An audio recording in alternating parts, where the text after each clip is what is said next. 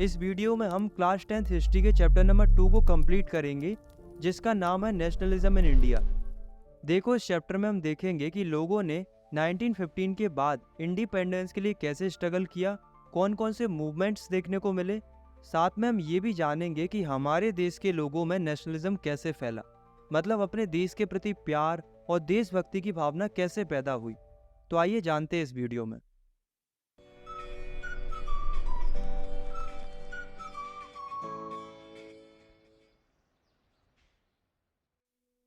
First topic है हमारा the first world war, खिलाफत एंड नॉन कोऑपरेशन। हमारे चैप्टर की शुरुआत होती है 1914 से। 1914 में कई बड़ी बड़ी पावर्स आपस में लड़ रही थी।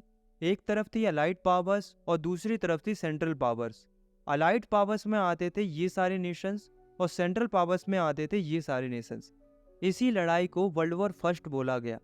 अब अगर आप ध्यान से देखोगे तो इस वॉर में ब्रिटेन एक मेजर पार्टिसिपेंट था जो कि इस वॉर को लड़ रहा था। हमारी इंडिया के इस वॉर से डायरेक्टली कोई कनेक्शन नहीं था, लेकिन फिर भी इस वॉर का इम्पैक्ट हमारी इंडिया के ऊपर भी पड़ रहा था।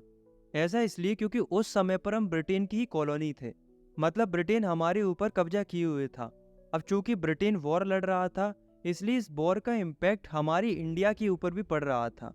अब क्या इम्पैक्ट पड़ रहा था, आइए जानते हैं।